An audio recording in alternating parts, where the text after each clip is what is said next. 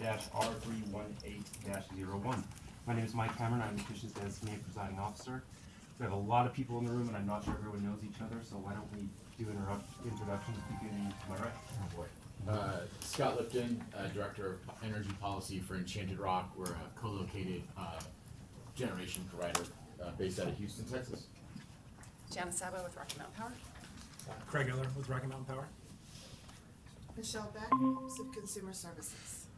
Chad Baker with Holland and Hart on behalf of Tract and Energy. So anyway. Greg Adams, Richardson Adams on behalf of Calpine Energy Solutions. Calpine Energy Solutions is a retail service supplier. Summer Moser with Davis Hogan and Cleve on behalf of NY Renewable Energy. Ajay Kumar, Counsel for Rocky Mountain Power. Max Backlund with Rocky Mountain Power. Lisa Romney, Rocky Mountain Power. Ashley Walker, Dorsey and Whitney, Council Rocky Mountain Power. Catherine Smith, Counsel for Rocky Mountain Power. Jeff Larson, Consultant on behalf of Big D Construction. John Harvey, Commissioner. Jerry Fenn, Commissioner. Dave Clark, Commissioner. Jacob Goodmanson, I'm on Commission staff. Chris Parker, Division of Public Utilities. Matt Pernicolay with the division. Thomas Allred with the division. Abdulnasir Abdullah with the division. Savannah Torman with the division. Ellen O'Connor with the division. Andy Trussell with Charles River Associates. Allison Anderson with the Office of Consumer Services. Jenny Antiamo, the Office of Consumer Services. Cameron Ermis, OCS. Patrick Grieco, Assistant Attorney General, Counsel for the division. Robert Moore, Counsel for the OCS. And I believe we have several people on the phone, if you'd like to introduce yourselves. Good morning, this is Sophie Hayes. Sorry, David. Oh, sorry. This is David Williams with the division on the 608 number. And this is Sophie Hayes with Western Resource Advocates. Good morning. Good morning. This is Chris Leger with the Interwest Energy Alliance.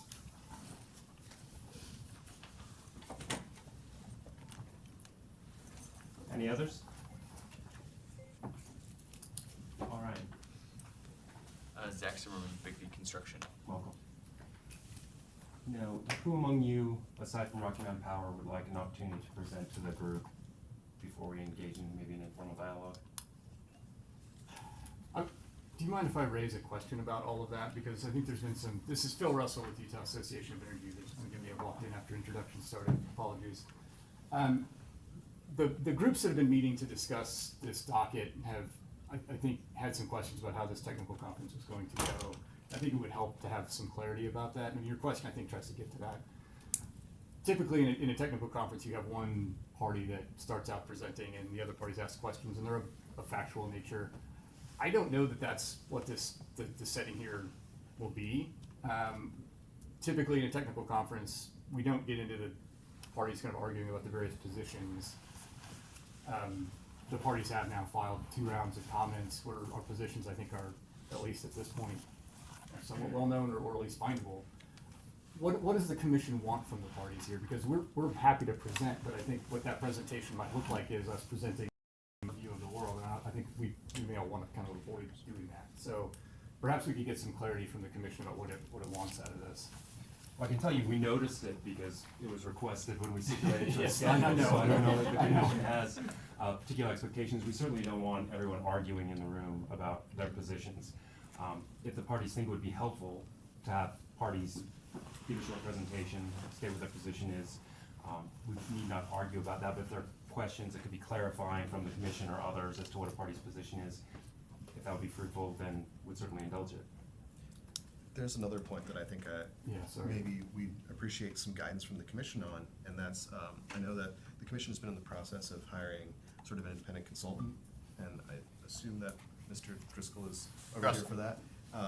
But I'm just curious on sort of what the timing of that process is looking like, and kind of how that fits into the larger timeline of our sort of rulemaking here, so that just we can be aware of how that works into our next round of comments or things like that. Well, what the commission would like to see is proposed rule language in the filed reply comments are due October 10th. The consultant has been retained recently and is getting up to speed, and we're thankful that they've been able to join us today. But I don't know that I can give you any more specific information than that. We'll be relying on them, as we're called to do under the statute, to provide their analysis. So, does everyone want to proceed with offering presentations? We're prepared to provide some short comments, but I'll defer to the others on those. Well, let me ask, going back to my original question, aside from Rocky Mountain Power, are other parties interested in offering a short presentation today? I'd like to speak frankly and say that I feel like we're in an awkward position here because we will not want to be the only one who doesn't speak, but we did not come prepared with a presentation and did not envision that's how the meeting would unfold, so. Or what did you envision? I didn't have a vision. I thought that maybe that maybe the commission would have an agenda for today or would have assigned it to somebody. So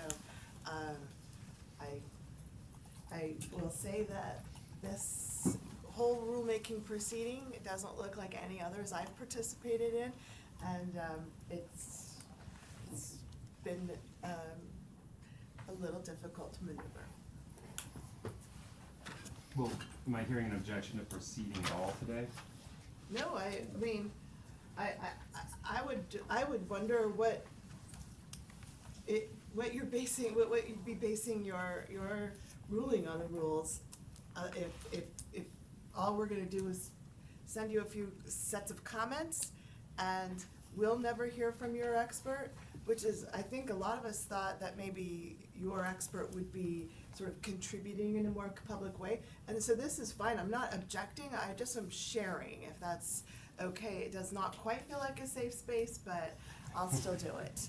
And I just think that we've had more opportunities for collaboration with the commission on some previous rulemaking, and maybe we've had a more comfortable timeline. That's obviously not within any of our control necessarily. And so it just feels like, what are you gonna base your decision on? Are we just gonna be surprised with what you send to rules after we send the final comments? It just feels like maybe hearing more context would be helpful. But if you had no plans to do that, I guess we just proceed. Well, I can tell you, I don't think the consultant has been under contract long enough to be prepared today to Yeah. provide any sort of analysis. Again, we noticed this based on the stipulated schedule at the commencement of the proceedings, so that's why we're here. And since we're all here, if you all want to capitalize on the opportunity to speak to us and each other, then we welcome it. Let me just say something like, so we have to submit a rule by October 31st, so that it can be published in the bulletin by November 15th, and then there's a 30-day period of comment. We, I guess, assumed that this would be like other technical conferences. We would hear from the parties as to the issues where they disagree, and that you would then have an opportunity to still have further discussions before reply comments are due on October 10th, and see if you can resolve any other issues with respect to the rules. Now, I understand there's some pretty significant, I've read the comments, I know there's some flashpoints here. We, you know, if you think it'd be helpful, we can leave as a commission, you can talk among yourselves and see what you can do with respect to further resolving the differences. I mean, it'd be great if we had a rule that some of the parties agreed to, and the parties that didn't agree would set forth the provisions they disagree with. I think that's to some extent that's been done now, but we have some additional time to get other comments and to have further discussions among yourselves. What we thought we were going to do today is to hear from the different parties as to their arguments as to why they're taking a position with respect to different issues in the rule with respect to transmission-related issues with respect to, for example, whether the commission reviews private generation provider contracts and those type of things. So we were hoping to hear from the different parties as to their, staking out their positions, so that would help us then evaluate in coming up with a rule. But we weren't gonna engage in an interrogation of the parties as to their various positions today. Well, I think that's premature for us, and we're not ready to do that. And I think has already been mentioned, Charles Rivers Associates has recently been retained, and so I think Andy Dressel is here today basically to listen and learn from you as to where the flashpoints are and what the issues are that still need to be resolved and where there can be agreement. And I think there's some, seems to me there's been a pretty good effort to try to get together on a couple of occasions as the parties to do that. If you don't think there's a point in having the technical conference today, we can adjourn. We're not, again, this wasn't our, as I understand it, that you folks requested it. Well, but maybe you anticipated we were going to do something different than what we thought we were going to do. So we apologize if there's confusion with respect to that. But essentially, we were hoping to get the parties to identify their positions and the differences between the proposals.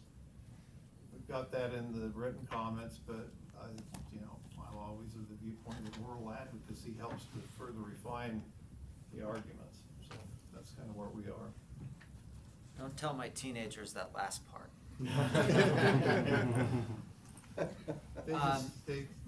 Yeah. I was gonna be, I don't want to be interpreted as trying to do this group of teenagers.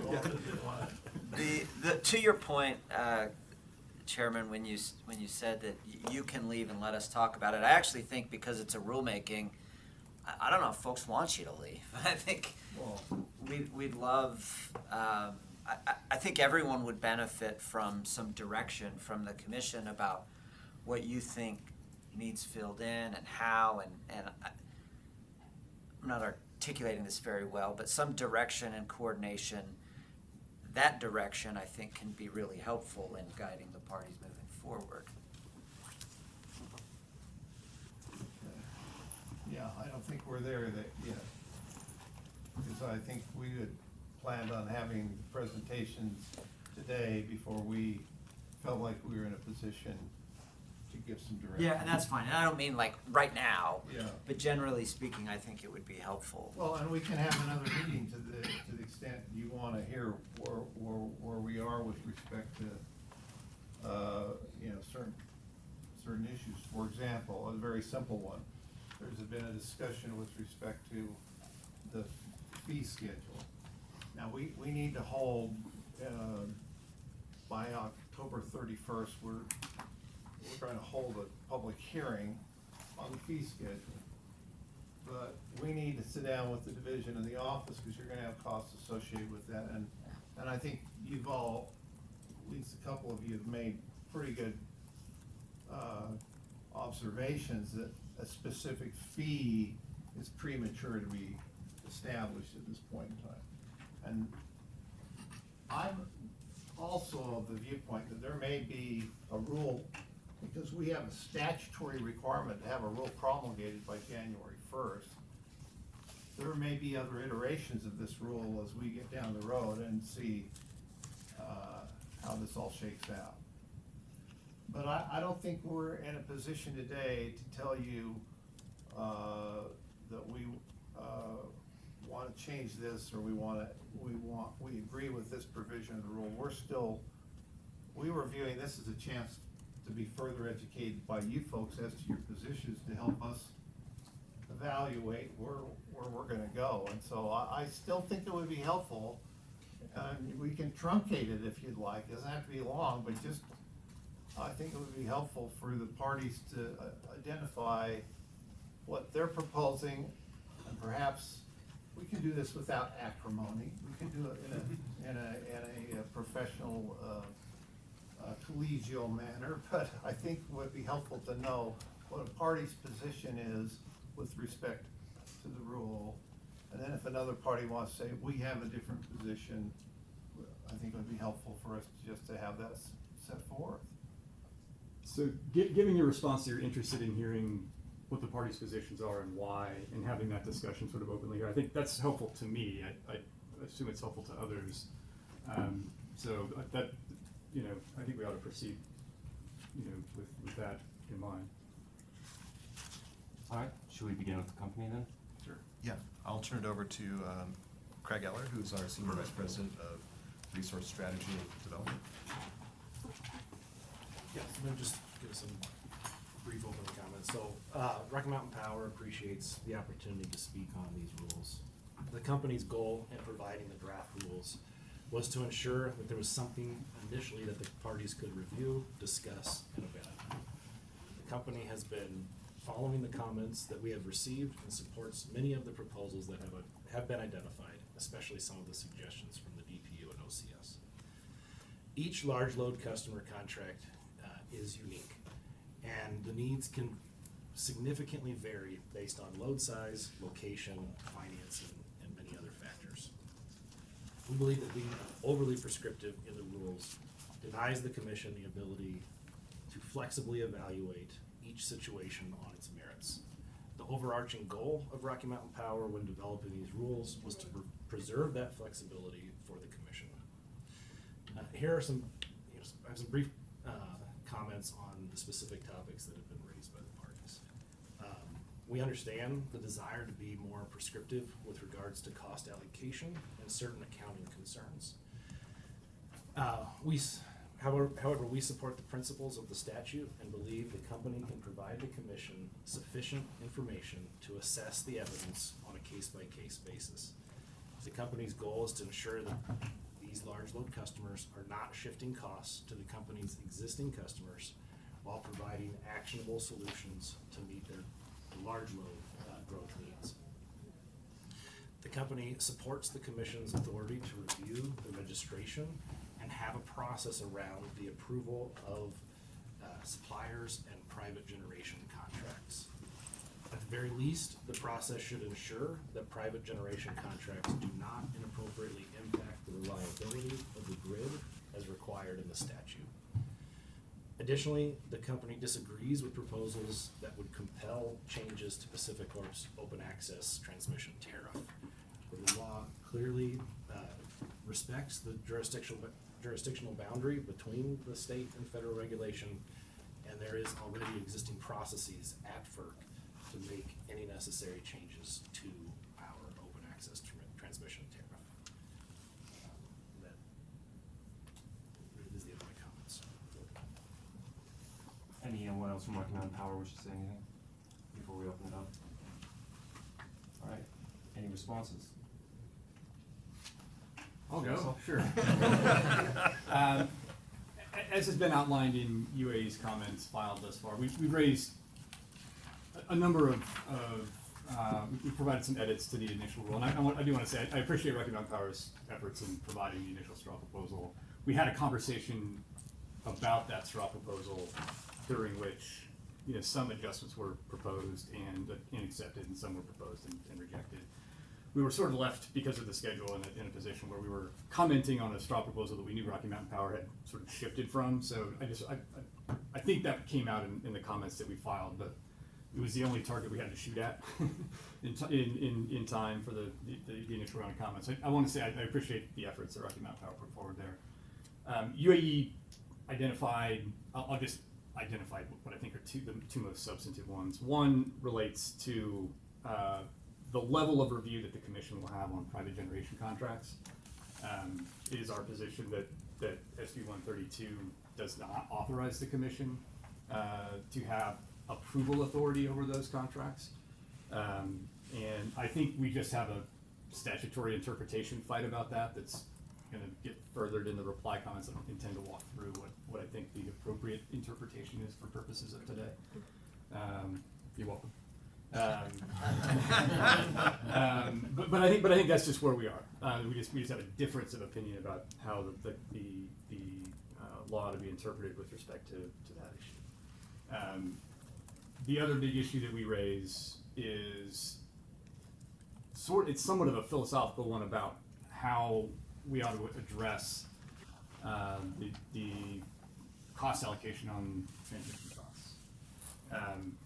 The company has staked out a position that each of these contracts will be unique and that they need to have the flexibility within the context of those contracts to do whatever they feel like they need to, and that the commission will have the tools to evaluate those contracts when they come in. In other words, do it on a one-off basis for each and every one that comes in. We feel that that's inadequate, in that it doesn't provide any or sufficient or really any guidance for any party that's engaging in those types of negotiations with the company to know when the company says, we require you to pay X, Y, Z, to know whether they actually have to do that, or whether the structure that is proposed is one that the commission is going to ultimately approve. Any party that's engaging in those discussions will not see the contracts that others are engaged in. So the commission will see them. The commission will know where its line is in terms of approval or disapproval, but no other parties engaging in these discussions with the company will. And so everybody's going to be sort of left in the dark that is negotiating with the company about this. And I think that just doesn't provide sufficient guidance to those parties who want to engage in those discussions, who want to build projects here, to know kind of what the rules are. And so we have advanced a set of principles that we think that the commission should consider. We'd like it if other parties would engage with those principles and say whether they agree with one, that whether we ought to have a set of principles that can provide guidance into what those ought to be. We've provided some folks have responded. I don't intend to get into the back and forth on it unless people want to. But that's kind of where UAE is coming from in providing its comments on this.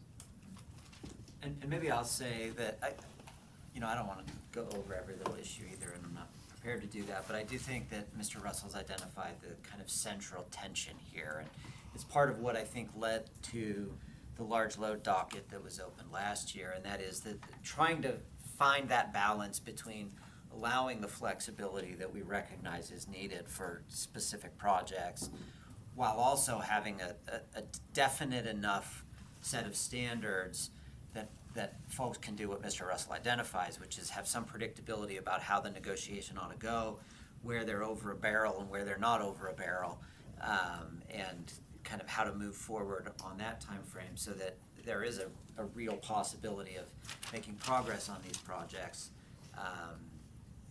and having some certainty about what that might look like, at least broadly, right? So to me, that's the challenge, and I haven't had any brilliant ideas about how to thread that needle yet, but I do think that an articulation of a reasonably definite set of principles, and even maybe, guardrails that could be put in there would be really helpful, I think. But I don't run a company or build data centers, so I don't. Let me jump in next. I also want to thank Rocky Mountain Power, and I think that a large percentage of what they've drafted does a very good job of protecting customers, and I'm appreciative of that. And I'm obviously not prepared for a very detailed presentation, but I want to get to that central tension as well. And I agree that there is some kind of midpoint. So while I actually don't disagree with any of the words that Mr. Eller said earlier about, not having something overly prescriptive, not, kind of making it so that you don't have any flexibility for differences among the different customers, I think that we need to move over a little more into the middle ground on this. So we disagree, and we just raised one issue in our responsive comments to UAE about those principles, and maybe if time allows, and by the way, it doesn't, you know what our regulatory calendar is, but if time allows, that would probably be a fruitful place for our discussions to see how close we could get on that, because I also agree with the idea that, well, first of all, I think it'll be better for all of us, even as interveners, if we have the broad contours of what should be in these contracts listed. That saves us from having to have every single fight in the individual contract dockets where it's not gonna be a comfortable timeline. And then I agree to a certain extent with Mr. Russell that it should be known, kind of parameters to make it easier for discussion. And then we have some disputes with the specifics. So if we find time to be able to dig into those particular details, I do feel like that could be valuable. Just, I don't know if we will be able to. Anyone else? Sure. Chad Baker with Holland and Hart on behalf of Tract and Energy.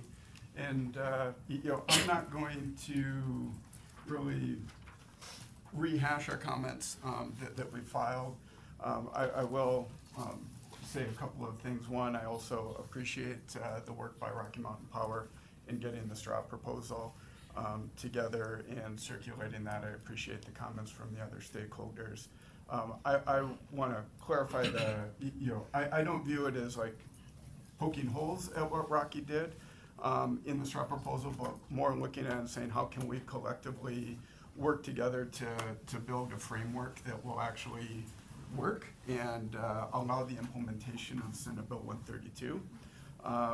With that, I have, I agree that I think really one of the central issues is the transmission system, both cost allocation and more specifically, what is the framework under which that's going to work.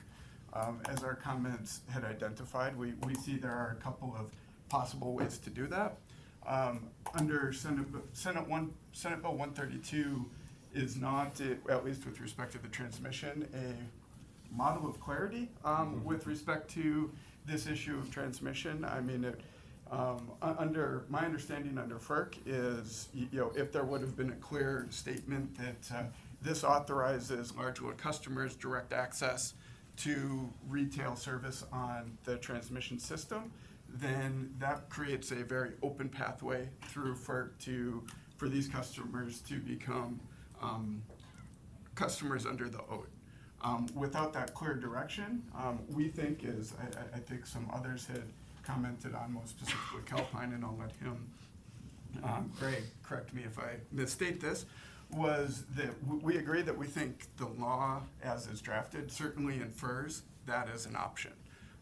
And so the reason for the comments of the commission directing PacifiCorp to amend its OAT is really to recognize that that is what Senate Bill 132 authorized was for either large load customers or the large service generation providers to have access on the OAT. Presently, except for Oregon, it doesn't allow any other customers that access. And the second is with respect to the state-focused aspect. I think similar to Arizona, Oregon, I think Montana, perhaps Ohio, there are opportunities for like retail service through the state commission on transmission. And I think our view is, rather than a case-by-case, contract-by-contract approach, is that there could be a tariff for transmission-related services at the state level. And doing that in one sort of process may provide greater certainty with respect to what is the reasonable and just costs that the large load customers bear, what are those that other customers bear. I think we do take some disagreement with Rocky Mountain's characterization that there is no cost on other customers. I don't think the statute went so far to say that they're held harmless or no cost. I think any sort of load growth, whether that's additional commercial, additional large scale, the growing of the system does impose benefits and costs that are socialized across the system. And we view it as these rules, and the commission's job is to make sure that we have a just and reasonable allocation of those costs amongst all users of the system. I think, did agree with UAE in our reply comments with respect to their overarching principles and had incorporated those into our revised straw proposal, and look forward to speaking some more on those. And then we do have some views on the registration, confidentiality, what is the role of private contract, and, you know, if we have time and get into those, I'd be happy to share our perspectives on those more specifically. Yeah, again, Greg Adams here on behalf of Calpine Energy Solutions. Yeah, as Chad mentioned, we did focus our comments, we filed one round of comments on the transmission issue, which we think is really important. And I think, as he mentioned, we view the statute as certainly intending for the customer, in the case of a connected generation system, to be able to use the utility's transmission system to get the power from that generator or generators to the customer. And when the state law enables that, you know, our read of all the case law in the Federal Power Act is that is an unbundled retail transmission that they can do under the code. However, having that confirmed in the administrative rules would provide value and clarity, so that we're not in a position of litigating something like that on a case-by-case basis afterwards. And the other proposal we had in that regard was just a simple directive to the company to make sure that the FERC tariffs work in conjunction with the state jurisdictional tariffs. Because there can be, even with that FERC jurisdictional transmission, the distribution system delivery would still be state jurisdictional. So you want to make sure those sync up and make sense. And this is something that, as I think we alluded to, has been done in Oregon for Pacific Core. And of course, what Utah's statute's different than Oregon's, but it's a good example of illustrating how they have looked at the OAT and come up with specific amendments that enable that to comply with the Oregon program. And we would envision a separate section that says, you know, this is how it's gonna work in Utah, not to use the exact things they use in Oregon necessarily. And we see a lot of value in that being done at the front end, again, so you don't have a case-by-case dispute over what the statute requires or doesn't require, and that can be sorted out. And we also agree with NRG and TRAC's point that another alternative that should also be available is kind of the Arizona-style wholesale buy-through, where it's a state jurisdictional transmission cost payment that the customer pays to the utility. And in Arizona, for example, the utility has a supply contract with the generator, and then kind of sleeves the power. But there's other ways to set that up too, we think, and that would be an important option also that this statute would enable.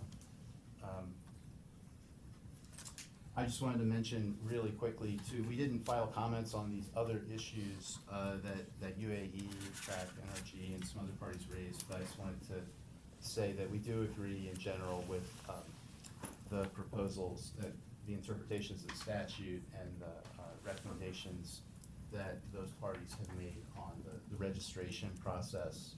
A less formal process we think is appropriate in light of the statute.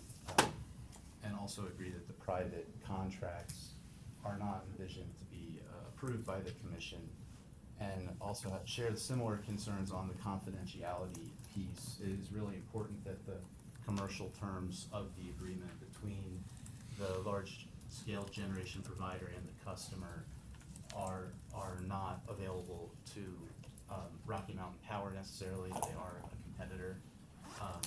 It doesn't seem that that's necessarily something they need to see, like the price and the credit terms, things like that, when really their interest is related to ensuring there's no cost shifts to other customers to the extent they participate in the proceeding. Can I ask a couple questions about that? So, one concern I have, I understand not wanting to share it with the utility to extent. But what are folks' positions on sharing it with the commission? I think the commission has a clear interest in at least evaluating the reasonableness of those contracts. I'm not saying to upset the contract at all, but if something comes in and it looks like for whatever reason the terms are just completely unreasonable, I think that bears on the question of whether or not this is likely to be a successful thing, and then that sort of trickles through or could trickle through to customers with, I don't know whether it's improvements made to the system, interconnections. You could leave stuff to the rest of the customers if there's a really bad deal. I haven't spent a lot of time trying to think about what that would look like, but I do feel like it's probably important that the regulators at least be able to see those terms. Of the private generation contract Yeah. specifically? Yeah. Well, I don't wanna get out ahead of my skis with the parties who actually filed the comments on it, but I mean, I guess I would say there's a stronger case for the commission, for the reasons you said, as opposed to the company. Yeah, I mean, Chris, I'll respond to that by just saying, I think the commission's got a reporting requirement to QTIC at some point, and also has to report at some point whether they think what we're doing here continues to be worthwhile. Yeah. And so under those circumstances, I think the commission at the very least would require that the contracts be submitted, the private generation contracts be submitted just for that reason.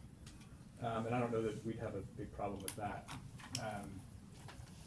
The concerns that you raised about costs somehow leaking to other customers, I think we could, I don't know what the circumstances would be in which that might happen, which is partly why, we're having a discussion. Actually, I wanted to ask that question of Rocky Mountain Power, because that was in your guys' presentation, that you wanted, or felt that, setting aside our contractual interpretation disagreements, but in order to ensure that, however private generation contracts are structured or administered or whatever, that those don't somehow cause problems either for the system or for other customers. Can you give me how might that happen in your view? Yeah, so one, I think on the issue of us seeing the specific price, I think that is something that we could do through redaction and things like that.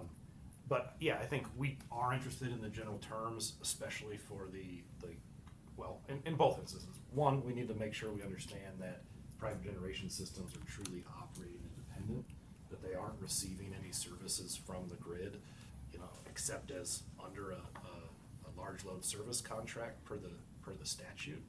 And so we would want to be able to see kind of what that arrangement is, if it's truly electrically isolated from any facilities on premise that we are providing service to, unless again we enter a large load service contract and get that approved for that portion, or kind of however that mix may come to be.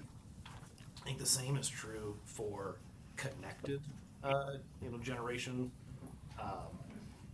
in the instance of the statute requiring things such as curtailment provisions. If the generation and the load aren't matching, that the service isn't relying on ancillary services or backup services or those kinds of things from the company, again, unless it's under one of those large load service contracts. So I think those are the things, we don't exactly know, but I appreciate the sensitivity to sharing competitive price information, and I think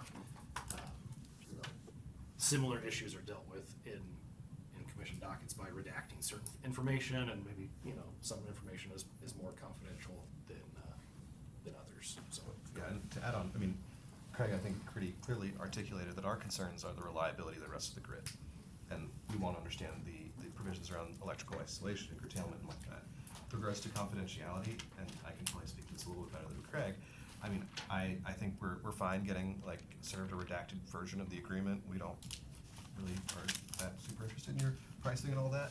We want to ensure the reliability of the grid, and I think to the extent that there might be concerns with the redactions, the commission already has significant rules around confidentiality. We don't think we need to. We don't need to create more rules than are really necessary around this. Right. You could file the entire contract confidential and then pricing as sort of highly confidential, restricted from the company. Yeah, exactly. And that exists inside our own rules, as you suggest. Yeah, and that those as someone who files a lot of confidential stuff with the commission, those provisions already exist, and we've taken advantage of them, and we think they're pretty sufficient and robust enough to ensure the competitive protections for the companies that are providing those private generation contracts. Yeah, I want to make one point clear, just so that everybody's on the same page about this. The private generation contracts are those contracts that are entered into for service on a closed private generation system, not for service on a connected generation system. We don't have any disagreement about whether you guys can see a confidential version, of course, on the connected generation system contracts, because those are, this may be getting into our interpretation dispute. Those are large load contracts, not private generation contracts. Private generation contracts on the closed private generation system, our view is that those get treated differently. So to the extent that there's a view that there's any difference of opinion on the connected generation, I don't think there is. But, and I think, again, when it comes to that private generation contract, our primary concern is exactly what Craig mentioned. It's the electrical isolation. Yeah, and so what you would want to see in connection with those, or at least have the ability, like, I don't know that you need commission approval authority, but at the very least, you need some check to see whether, in fact, it is permissible. Whether this thing truly is a private generation contract. Exactly. Okay, I got you. So it seems to me that there could be a section of that contract that discusses the, to the extent that there is any connection to anything other than, I've got the term closed garden in my head, and that's unfortunate, because it's not a term that either you or I like, but it's there.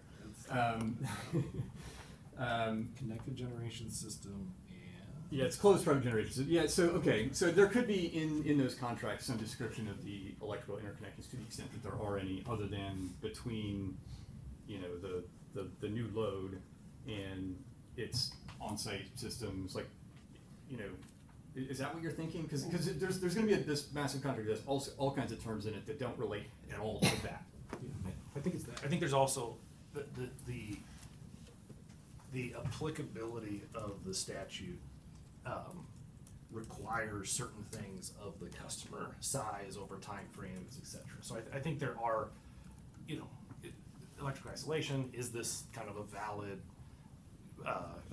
closed private generation system under the statute? Is it serving qualified customers? So I think there's a number of things, again, not getting into like the commercial terms of as between two parties that are eligible to use the statute, but I think there are things that the commission would be looking at. There's language in the statute around it applying to the approval of both large load contracts and private generation contracts, and also a notion of like the commission could intervene in certain instances and kind of revoke the ability to provide that service. And so it just seems like there has to be some process where that is in front of the commission, ahead of time, to be able to provide. You need to, in short, I think the utility needs to have sufficient information to evaluate whether its position under the statute, its position as the franchisee for electrical service is appropriately dealt with in the contract. And if it's not, advocate why it's not, right? That's the principle underlying it, I think. Sorry, Scott Lipton with Enchanted Rock. We're one of those, closed private generation companies. I think for us, hearing what you're saying, hearing what others are saying, I think for us, the critical distinction, and I think some of the reply comments actually started to come a line closer where we were, but it's what is the clear delineation in registration, approval, and definition of these different types of systems connected to the large load customer? Because I think, the distinction in statute, closed private generation and large load service, leaves a lot of operability in between that needs to be, I want to say this the right way, needs to be addressed and recognized by the rules, but I don't think needs to be explicitly have explicit instructions on how to deal with it, because I think that a lot of that can be done in partnership with the utility or with the electrical provider. But so for example, you can have a 100% islanded, private, closed generation system that is never and shall never be grid interconnected. Co-located, front of the meter, behind the meter, what have you, but never connected to RMP or any other utility. I think that's the strict definition of closed generation in the statute and where we're all dealing with. And I'm not a lawyer, by the way, so I apologize if people tell me I have it wrong. Happy to understand that. But then I think in between that, you have a system, you have a large load customer that could be interconnected, but still for demand response purposes, load shed, grid flexibility, where the grid can't provide firm 8760 power, and so you have a generation resource that's providing 500 or 1,000 hours of power. That is grid interconnected, but the generation itself is not being transmitted over over through the utility. And so I think and then you have obviously what NRG and Calpine and others are talking about. So I just want to sort of lay a flag in the ground, and I think we did this in our comments, that there needs to be some recognition of that, and that when you are truly closed generation, it needs to be treated very differently than I think the rules, as we see it, than the rules as proposed by Rocky Mountain Power lay out. And so that's, yeah.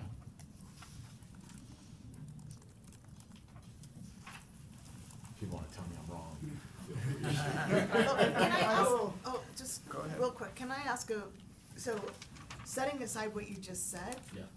what does that mean when it comes to the concerns of the utility? Does that mean that you disagree that they should be able to look at the contract to ensure that it truly is isolated and truly meets the definition of the statute?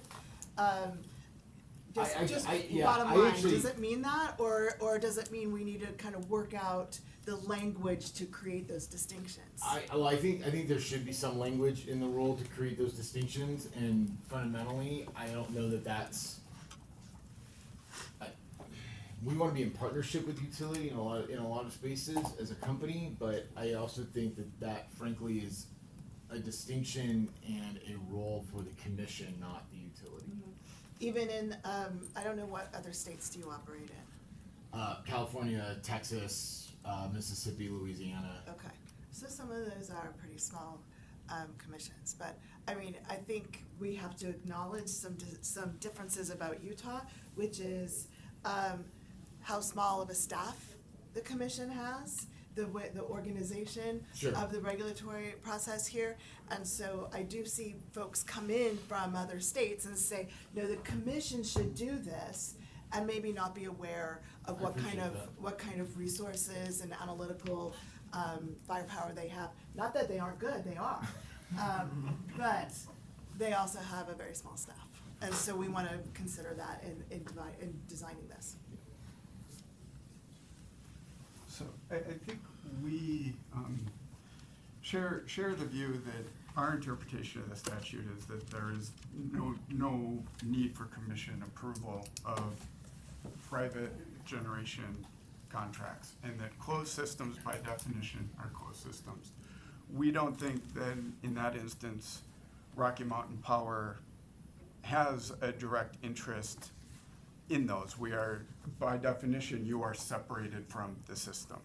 And if there needs to be, I'll concede that the statute, there are requirements to be a closed system. And so to the extent there's ambiguity in this and there's authority for the commission over private generation contracts with the closed system, it would be, in our view, ensuring that those statutory definitions are met. And I'm not specifically certain what that certification would look like, and perhaps it is sharing a contract with the commission that then the division also can look through. But we think that the state is the one that can make and review and say, yes, we agree with your certifications, and if we don't agree with it, then sure, there probably needs to be some sort of process to sort through those disagreements. But if it's a clear, you are isolated, you are not interconnected with the system, we think that, to the extent there needs to be any review of that, the commission and the division would be well suited to do that review and stop at that place. We don't think other entities have a role.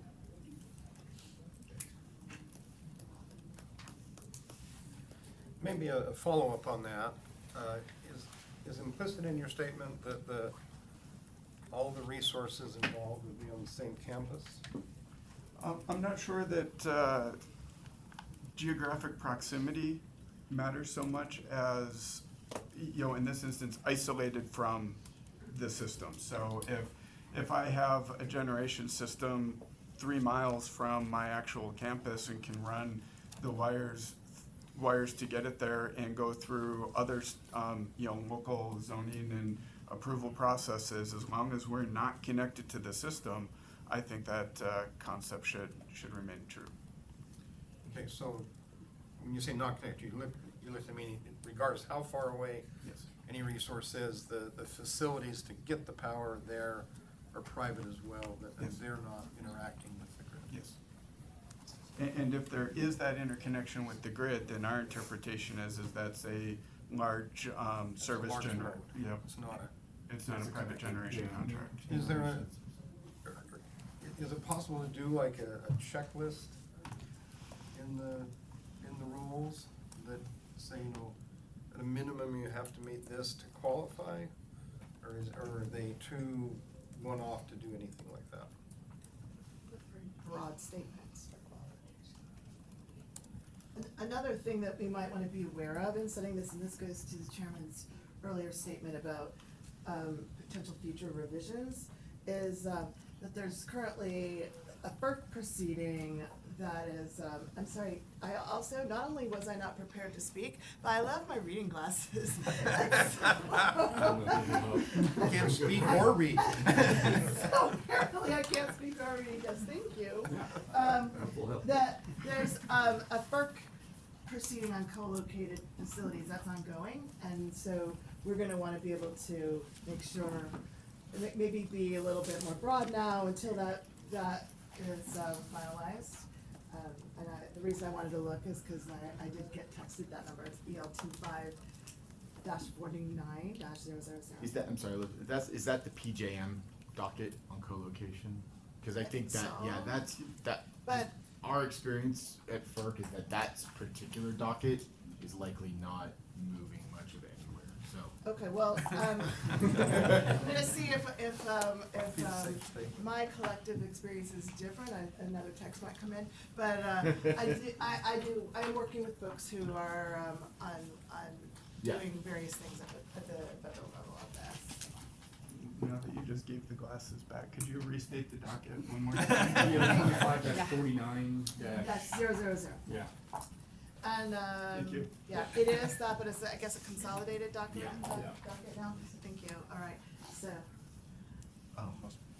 So let me just react to something that Chad said, because it's aligned, I think, and maybe I'm gonna articulate this in a way that you disagree with something I've been thinking about as we've been talking, but the straw proposal was included private generation contracts in the context of contract approval, which to me has different connotations than, say, a determination of eligibility under the statute to operate consistent with the statute, right? So I think it's different to say, is this contract a private generation contract? Is the system that is described a closed private generation system? I think the commission has authority to determine that. But I think that's a different thing than the way it was that we've been talking about, which is contract approval. So I need to give that some additional thought. But maybe we can find some common ground on that issue. If that's your concern, I think maybe we're not as far apart as I thought. I think that's helpful, Phil. I would like to, acknowledge the fact that the responsibility for serving customers in Utah, maybe the non-private generation customers, falls squarely on the company. We have the obligation to serve those customers reliably, and these private generation contracts, to the extent that there could be impacts on electrical isolation and reliability, and to understand the actual structure of how that electrical isolation is laid out on a very technical level is something the company absolutely needs to understand and be kind of comfortable with, because at the end of the day, the responsibility is ours. But only if they're gonna stay under 100 megawatts. Wait, are you talking about? You don't have an obligation to serve customers if they're gonna reach the eligibility requirements. No. I agree. I agree with you. I agree with you. Yeah, we don't have the obligation to serve the private closed generation customers, but Or the connected ones if they're over 100 megawatts. You don't have that obligation. Yes, exactly. We have like to me, it's a modified obligation, like there is we have to respond to their requests on certain timelines, make offerings of service, and if we're ultimately unable to reach terms, then, we're relieved of our obligation. Yeah. Now, Certainly they can still use the have a connected- separate obligation Yeah. as the control And so entity. They can I think what I'm trying to get at is, so you have the closed private generation system, and then for some reason, it's not completely electrically isolated, and it impacts the subdivision next door. And those customers in the subdivision are absolutely our customers, and we have a Sure, responsibility yeah. to them. Yeah. Right, and not just a responsibility to those customers, but you have responsibilities, you have regulatory obligations Exactly. for reliability. Yes. And I'll just note, this gets back to the concern I raised earlier, although I haven't articulated it very well.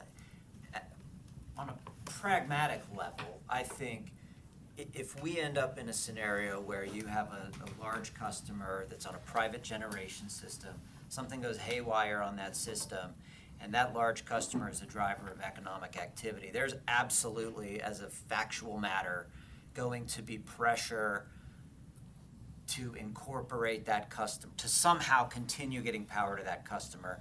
And that's gonna mean folks on the Hill or at Office of Energy Development looking at you guys and seeing what you can do. And so there is likely to be a ripple effect if any of those fail. So in this room and in a rule, we can talk about that being completely isolated and, whatever, and if it fails, and that's your problem. But as a practical matter, I don't think that's real. I don't think that's the way it would shake out, right? I think there would be follow-on consequences and folks pressuring the utility to jump in and serve. Yeah. So that's why I think that's one reason I think it's important to continue, at least on, like I said earlier, on our side, having access to evaluate, those sorts of things. And if you've got, some sort of weird affiliate transaction creating a closed generation system that looks like it might not be sustainable, I think there's an interest in noting that up front. Anyway. Just to respond to that, Chris, It's good to see you, by the way. Yeah, Chad. it's I good haven't to seen see you in you as ages. well. It has been a while. It's nice to be back here. So, I understand those, and I'll say practically speaking, I think are legitimate concerns. And although our comments, I think we said, the large scale customers, the private generation system, they're sophisticated and they don't need any warnings. But I think if the legislature gave any direction to those sorts of issues that you raise, it is to be handled through those warnings. And I would say if there's anything, that would be the commission's role with respect to these systems is let's create those warnings to make clear that, if you go this route, you're on your own.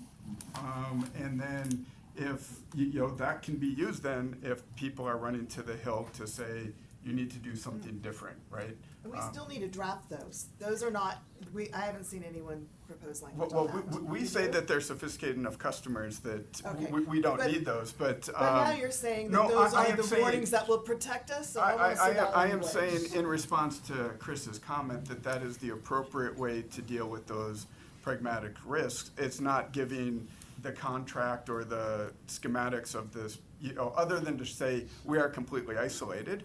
I think that's where it stops, and it doesn't, even if there are those legitimate concerns, it's not in opening up this system to let everyone evaluate it, it's, Sure. providing- But somebody needs to be able to look at the physics of the thing and say you're right or you're wrong about that, right? And that somebody, I think, to Michelle's point earlier, when you look at our staffs collectively, you know, OCS, DPU, and the PSC, there's not, I don't know that the expertise lies in-house, and because of the statutory constraints, we've got 60 days to look at this stuff. That's tough to do if the company, frankly, doesn't have a look at least some version of the physics of the thing to evaluate that. And that might, I don't know, I'm not the technical expert Sure, by yeah, any yeah. stretch of the matter, but that might be the schematics or a description of the system of how are you truly isolated. But that's different than other aspects of that makes up And the a closed bunch system. of accountants and finance, financial analysts and economists may not be the best person to review those schematics. They'll just say, given the system is isolated, right? That's what the economists do. Well, if I may, and the commission did say that we were very recently brought on, our contract was signed yesterday, so. So you're up to speed then. You are up to speed. Or at least you are now. It's easy. As a consultant, it's already handled. Exactly. So, you know, I think obviously in the three buckets there, you know, we're talking right now about the closed system. And for me, and I come from a reliability background, you know, on my team is, we have cost of service folks, we have reliability folks, and so we want to be looking at this from both perspectives. And, you know, something that I have trouble with in the closed private system is that it operates independently from the transmission system. And it doesn't say the electric system in general, it says transmission system. So I think that could, we should work on clarifying that. And I think for that one, you know, we're likely not going to need to see any commercial terms for it. Just strictly, you know, what's the electrical interconnection or not, or, you know, proof of that it's not a connected system. So, you know, that could be single line diagrams. That could be, I think, you know, from a bulk grid reliability perspective, you don't want any backflow, and from a safety perspective as well, you don't want a backflow from the closed system.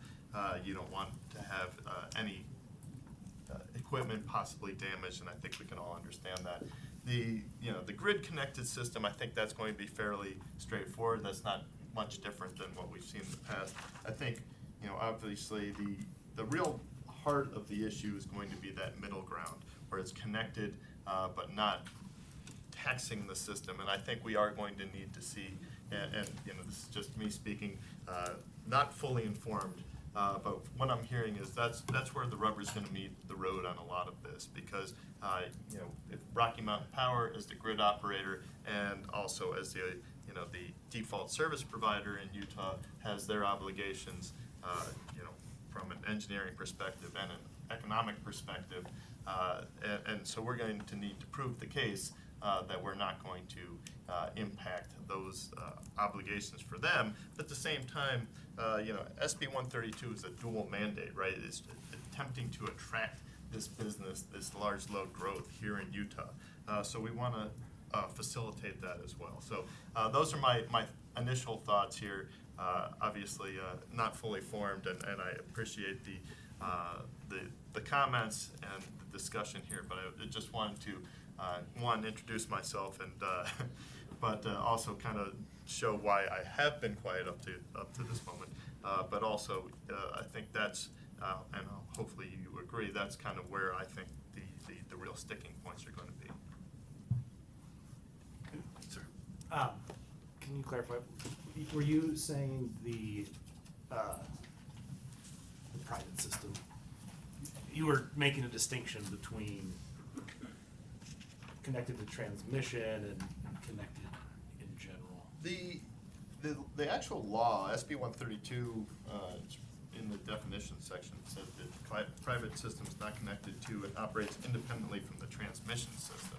I wish they would just have said system in general. Obviously, we're not going to, you know, have a 4 kV line serve a 100 megawatt load, but I think to some parties who have spoken about their desire to keep that information separate. I think there's it's legitimate that they keep the commercial terms of that separate, so long as they can prove from an engineering perspective that they're not going to weigh on the system at all, if they are going to truly be considered a closed private system.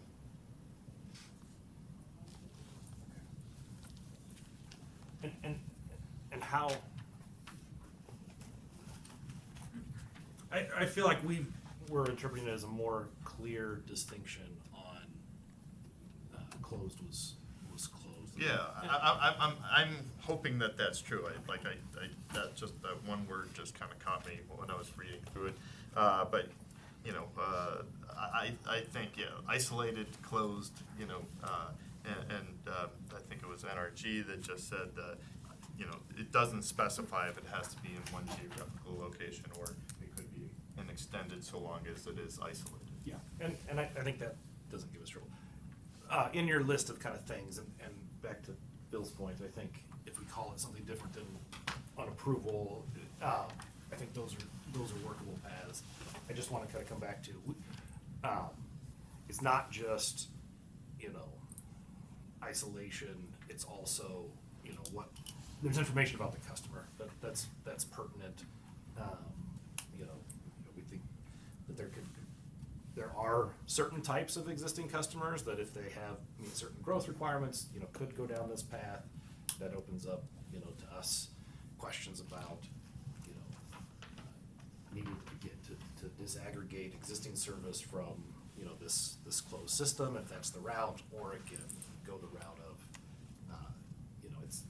in our view, it would be connected. It may not be using transmission services, but it is still connected, and there would be a large load service aspect to any type of infrastructure that could commingle these two energy sources, even behind the meter.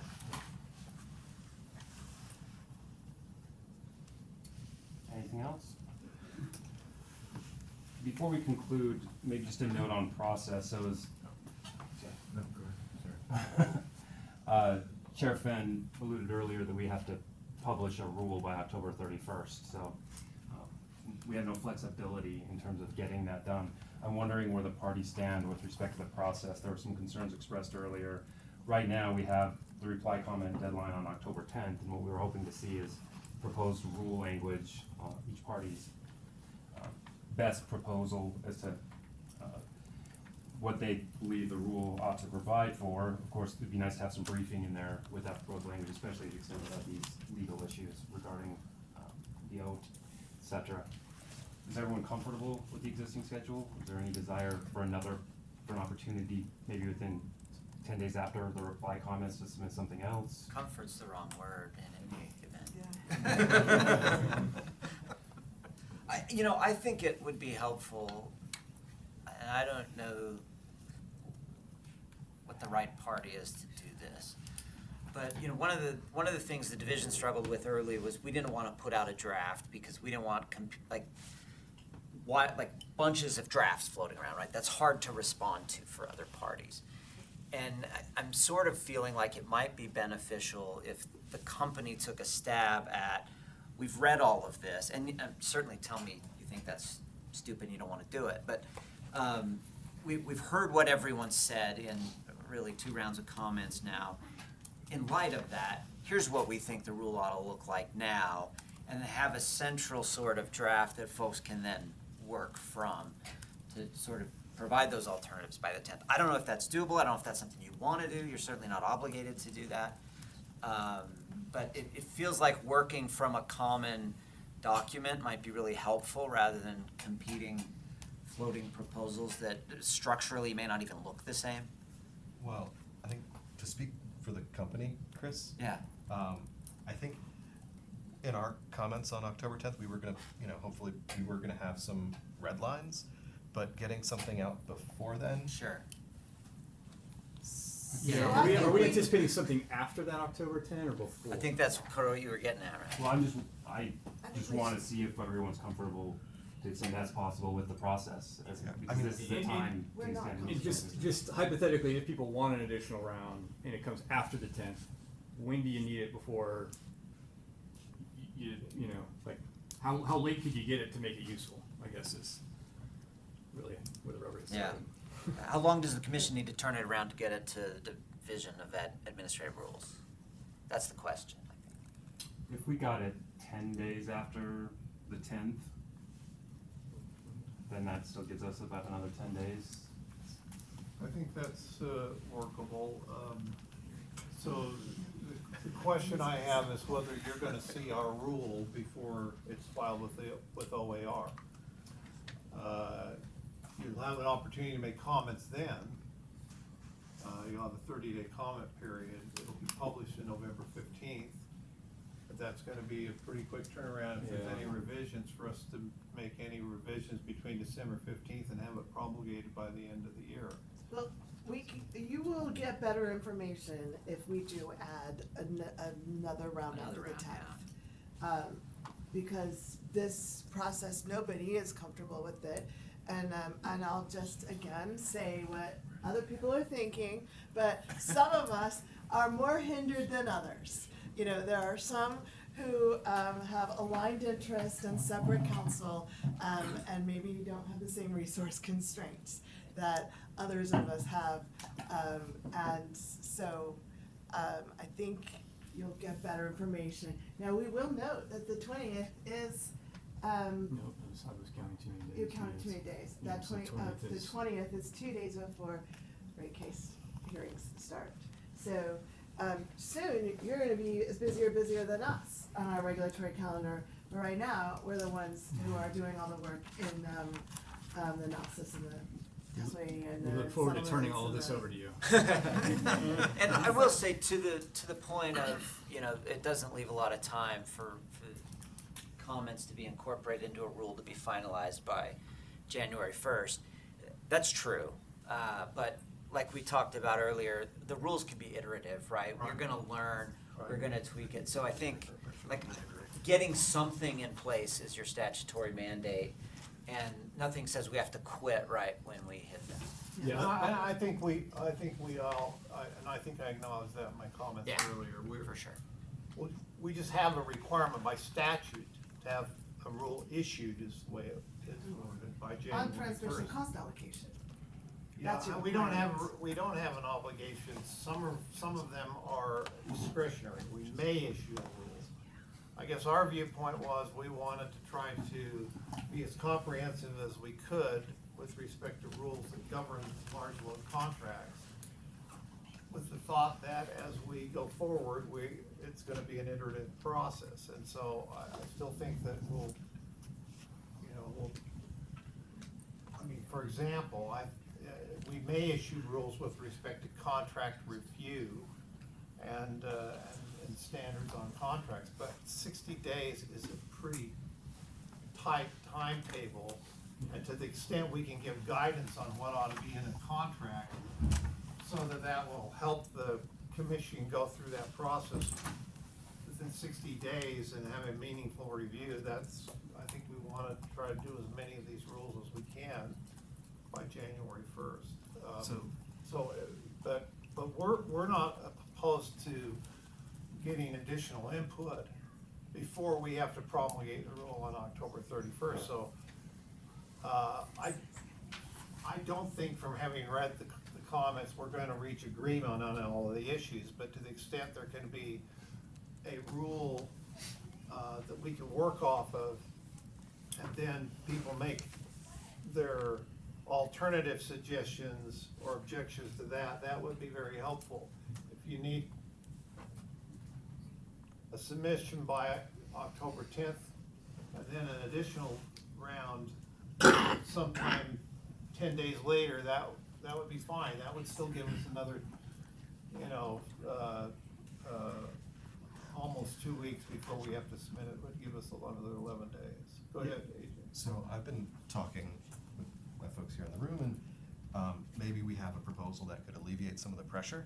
I think we might be able to maybe put together, and granted, we very much expect that it'll be, something that no one agrees with, but we we can, maybe by October 1st, we could file, and it'll be, you won't have comments, like you won't have legal analysis from us, it'll probably just be, hey, this is, you know, we'll take kind of our straw proposal that we filed back in the initial comments and look through and see where we feel we are and file that red line, and, you know, it'll be the company's view of kind of where we are, and we could file that on October 1st, and then everyone will be able to sort of look at that on October 10th, and you'll probably get another round of kind of the company's thoughts on that on October 10th, and looking at Janet to make sure she doesn't kick me under the table, that proposal is not workable. No, I think that's a great idea, frankly, to have something come from the company.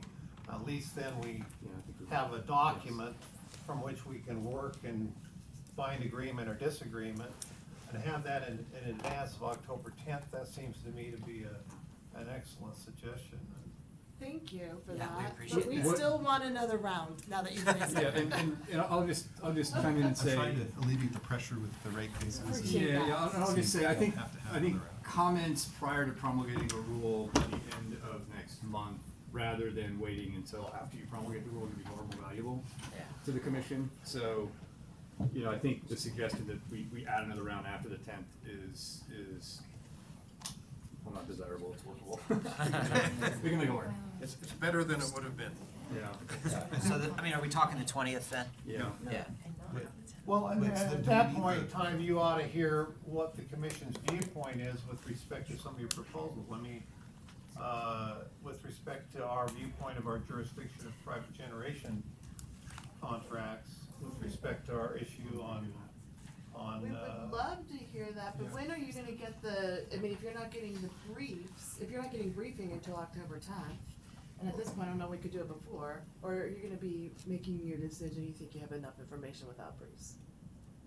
Well, I think we still ought to get the comments on October 10th, but I'm saying that we could have another, going back to Phil's comments, that he would like to be able to make comments to a proposed rule and get I'm assuming that incorporated that you want some input from the commission as to what the rule's gonna actually ultimately say. No, maybe I'll clarify. There was some discussion about having an additional round of comments after the 10th, because maybe there's insufficient process before you promulgate the rule. There was a statement, I think, Mr. Chairman, I think you indicated, there's also an opportunity to comment after the rule is promulgated. I frankly think that you're gonna get a lot more value out of comments made before you promulgate it than afterwards. It's gonna be within a sea of other comments potentially. And you're gonna have a lot more time to adjust to the extent that you find something valuable out of those comments, right? If we get them to you on the 20th versus we get them to you sometime mid-October. That was my only point, was I think if you want to hear more from us after the 10th, you'd rather hear from us on October 20th than sometime in November, was really what. Yeah, after the rule's promulgated, then you. There is a public process, but I just don't know how valuable that's gonna be for. Let's say the 20th is better. Yeah. But if you feel like there's a way that you can provide us some initial thoughts of where you're going, that also would be valuable. I don't know how we fit that in the schedule, but it would be valuable. I mean, it's probably gotta be between the 10th and the 20th. Well, that's Or by the 10th. Or by the 10th, yeah. Well, but. Well, I'm not you gonna want- make a then commitment you that want the we're gonna briefing. do that, but what we can consider is whether by the 10th we can give you, based on what we've already received and some thoughts, or at least get your comments on the 10th, and then sometime before the 20th, give you some comments. I mean, that would require us to have a quick turnaround, but I am of the viewpoint that it's very difficult in a rulemaking proceeding after the rule's been promulgated and published to have meaningful comments, because that deadline is December 15th. The rule has, we've got Christmas and you gotta promulgate the rule by the end of the year, so that's gonna be really. And you'll be writing a different order, so. Guy, can you? Yeah, by the 27th of December, there's another order due. Can you say more about what you're proposing to submit on the 1st? Well, that's the thing, I'm not quite sure. I mean, so it's gonna be, what I understood you to be saying is it's gonna be some other iteration of the A new proposed red rule. line we with could a red all line, work- with a red line we could all against. work off That of. may address some of the issues. That's what was our original intent, but like that's the thing is I'm a little bit unclear. Are we getting comments from the commission? Because I think. Not before the October first, when you provide your.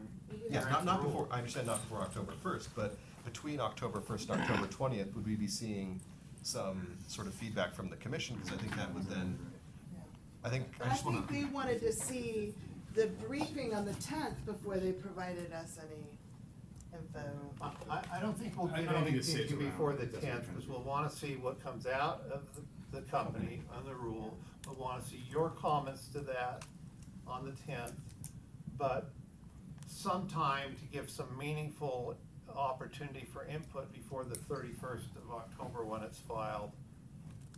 And whether that's the 15th or what, we just need to look at a calendar and talk about that. But then the question is, do you want to have an additional opportunity to make comments after that? You want to have another date on the 20th or thereabouts? Yeah, I mean, I think the 10th and the 20th are things we want. We do, and also, we still want your first, because that's gonna be super helpful. Everyone could work off the same red line, and it facilitates comparison. It was a generous and offer that we're grateful for. Okay, so I'm gonna maybe repeat my understanding of what the process that's proposed is. So on October 1st, the company would provide probably a simple red line of what we filed in our initial comments of the rule. And then October 10th, there would be another round of comments. Sometime between the 10th and the 20th, we would see some sort of feedback from the commission. And then there would be a final round of comments on the 20th. Is that? Can I make one little suggestion? You talk about filing a red line on the first, and that's fine, but I also think it's gonna be a whole lot easier if we also have a clean copy to work from. I was thinking that, Chris. Yeah. Oh, yeah, that's fine. So, Yeah. so you're talking about making proposed edits to what you had filed in your initial round of comments, redlining those proposed edits against a clean version of that initial filing, right? Yes. Okay, all right. So that we would see the iterative changes, okay, and then having a clean version of that to work off of, which would be helpful. Yeah, okay. So the company, in its earlier comments, had said they had looked through how parties have responded to your first proposal, and that you had felt you could accept some of those, you didn't like others. Any of those things that you think accepting, that would be in this October 1st, right? That would be our intent. Okay. It likely reflects where we have agreements to date. And we still have a stakeholder meeting on the 26th, is that? Yeah, that's outside of the commission process. Right, I guess we didn't talk about some substantive issues, here today. I do think it'd be helpful to talk through them, and particularly if the company has concerns about party positions, that were raised in reply comments as part of that workshop, so that we're just not talking past each other on the red lines that you would submit on October 1st. So you would like to have a kind of a stakeholder meeting before? I think we have one on We have one September already 26th, so I'm just Okay. proposing that we use that as, a productive time to talk through areas where there are specific concerns from the company. I think that would be really, really efficient. We'll do our best. Can I just try to throw out a slightly different change in the schedule? So I appreciate very much Rocky Mountain Power's willingness to provide I think that'll be really helpful in the process for all of the parties. And then your comments being filed on the 10th. You're talking about an additional round of opportunity to comment after that. But before that, it would be nice for you to hear feedback from either Charles Rivers or from us. And I'm thinking that we could do that on the 17th. And then you could have another week to file that last round of comments. That would give us one more week to take any input we received from the comments that you make on the 24th. That would give us one more week to make whatever other revisions we want before we promulgate the rule, send it to OER for publication. application, we'll send that on October 31st. So sorry. The 17th and the 24th. Tenth, some feedback from us, what we have this idea whether we do that in something in writing, or whether we'd have a, technical conference, or how we would do that, but we'd set that as I go back to Phil's comment earlier about just the value of getting some feedback in advance before we actually promulgate the rule, and I think that we're gonna need a little bit of time to absorb and to pull together what our response to your comments on the 10th would be. And so if we said we'd give you some feedback by the 17th, then you have another week to tell us where you think we're in agreement, or where you have some concerns, and then we have another week from there to promulgate the rule, finish the rule. That'd be helpful. Yeah. Does that Thank work? you. Yes. Yeah, thanks for being flexible and helping out. Well, I ain't talking to Andy about that, but I we're good on that. All right, is there anything else? So Mike, couple of things, it would be helpful if you walk through all the dates now, because there's been so many discussions on that. A couple other points though. One is just a technical issue with the actual legislation. And it says that the interconnecting customer must work with the transmission provider in order to get transmission service. The definition of transmission provider is an affiliate of the large electric utility. There is no transmission affiliate in PacifiCorp.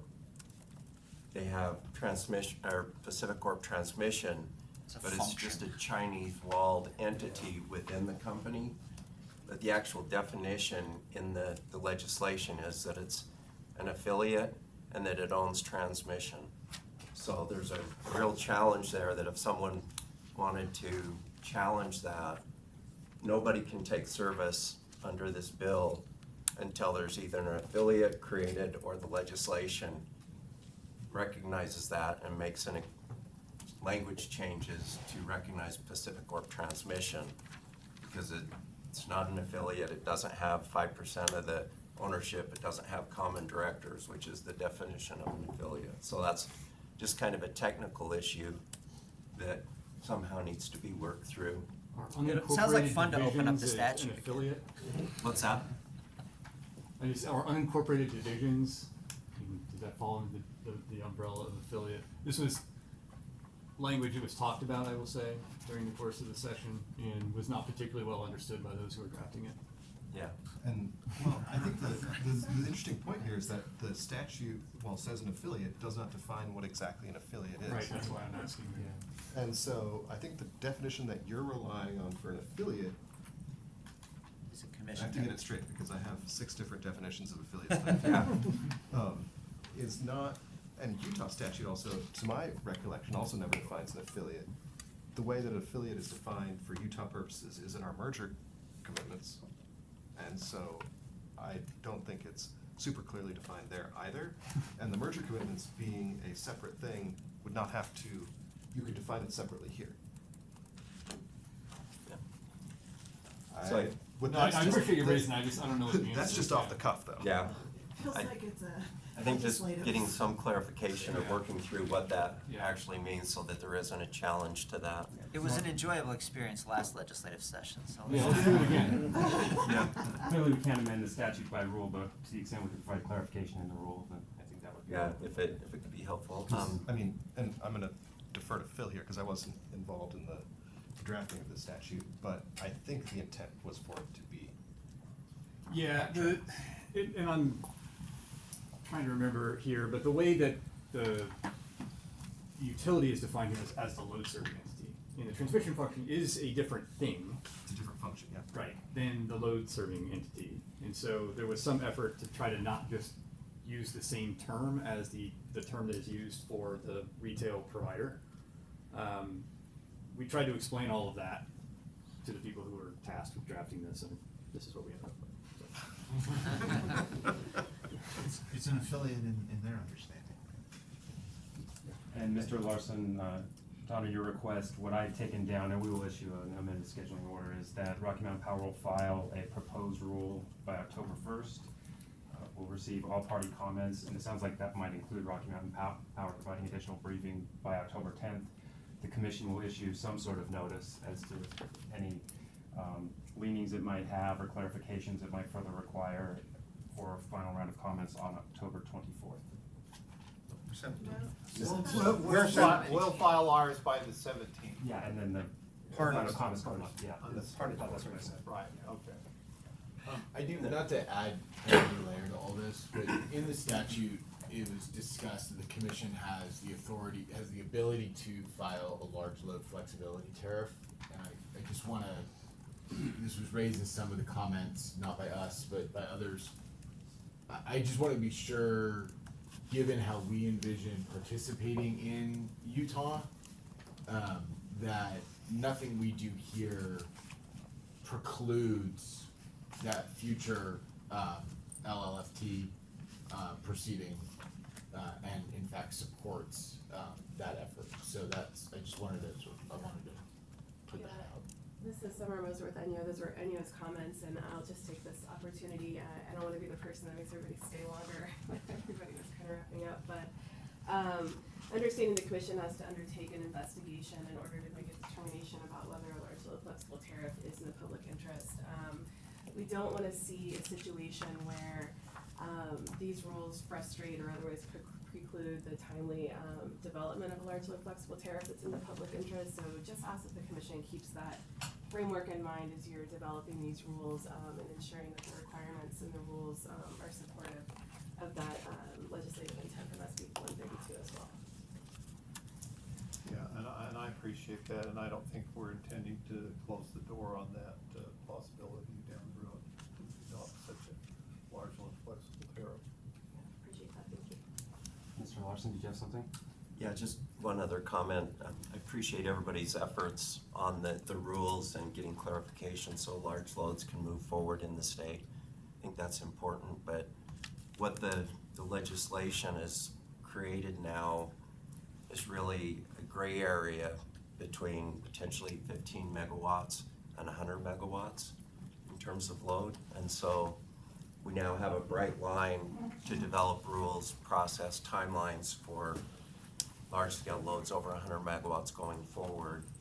But anybody that is 15 megawatts or greater, they're taking partial service under 31, or if they're just a special contract in Schedule 9, there's now a kind of a gray area for their service, the timing, and providing a timeline for large-scale loads now gives the company an obligation to meet those timing requirements, which may create a preference for those projects over large manufacturers or others that have to wait to get the attention of the company while they're meeting their deadlines for 100 megawatt load. So it's no changes to the rule, just an awareness that we do have other large customers that want to move forward, that it's kind of unclear on what the timing would be for them now. So, yeah, I think I would disagree maybe with that framing. I think for the customers from 15 to 100 megawatts, there is no change, to their existing process of going, through the normal load service request. I think one of the things intended in this legislation was to unhinder some of these things if we're in the midst of evaluating, in the same process, multiple gigawatts of load and being able, saying, well, clearly that is going to constrain the system. I can't meet, more traditional load growth until, massive expansion. So I think this was, the effect of this from our perspective is that those things under 100 megawatts move through cleanly through existing processes and have their tariffs. Can you tell me about what is the 15 megawatts that you're? The threshold under Schedule 31. If you're above 15 megawatts and have on-site generation seeking.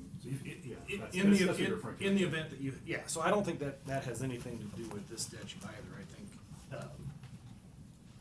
previously the the Schedule 31 partial requirements tariff had a limitation that just says if you are installing behind the meter generation in excess of 15 megawatts, that presents unique challenges and opportunities that just don't necessarily fit on the same tariff, and it has to be negotiated separately. And that's long-standing and I think completely independent from SB 132. So in my mind, SB 132 makes a clear line. Things over 100 megawatts are going to move forward on these kind of biannual processes, which do not hinder the evaluation and integration of loads 100 megawatts and below. Those customers that are 100 megawatts and below that, you know, have or intend to install on-site generation over 15 megawatts will just continue to follow the legacy, you know, process of dealing with that. Just, you know, there becomes considerations of, at that point, is there opportunities to kind of arbitrage dispatch of behind the meter generation with fixed tariff rates and just things that need to be so I think the rule sets a bright line and kind of lets us continue meeting those growth of manufacturing requests. So you have the bandwidth and the employees necessary to meet the timelines for the non-100 megawatt loads? Yes. Without shifting that workload to focus on the bright line timing requirements under And that's why, you know. You looking for a job, Jeff? And that's why there's the notion of kind of aggregation, being able to look at them together, making sure that we're not evaluating loads over 100 megawatts that can't move forward, that can't meet financial requirements, et cetera. So I think in our mind, this lets us kind of take a grouping of customers, you know, twice a year that are very large, evaluate them, quickly decide on, you know, are we gonna move forward with this or not? Or are they gonna go, you know, look for separate options under SB 132, and then everything under 100 megawatts, you know, it's, I'll say, unencumbered by this SB 132 process. Going back to the original point, the commission is aware of its obligation under statute to investigate the flexible tariff, and we don't intend to forget about that, but right now we're focused on doing what we have to do by the end of the year. And I think I mentioned this earlier, we have to also, before November 1st, hold a public hearing on the fee schedule. And so we're planning on that for, I think it's October 30th. We're planning on a hearing on that, a public hearing, so just so y'all know that that's out there too. And maybe, Chair Fenn, if I could ask a clarification on that. Is the commission intending to sort of set that fee amount? I haven't talked to my fellow commissioners about this, and so I'm gonna give you just my opinion, and I think that ultimately, yes, but I'm not sure that we can do that by, I think we're gonna talk about the process by which fees will be promulgated, and we'll need to have some coordination with the office and with the division, because they'll have costs associated with that, but I'm not sure that we're gonna be in a position to say the fee is X dollars when we put that hearing together. So I think in some of the conversations we've had with the DPU and the OCS, I think we understand that there's probably certain more stringent requirements for setting fees for and rules and things like that. And so, I mean, I'm not being a sage, so I'm not quite familiar with those, but I think that one of the things that we had offered to do is, you know, to the extent that the costs were able to be identified and we were able to maybe put that in a tariff, if that could simplify the administrative process for the commission, that's something we'd be willing to do.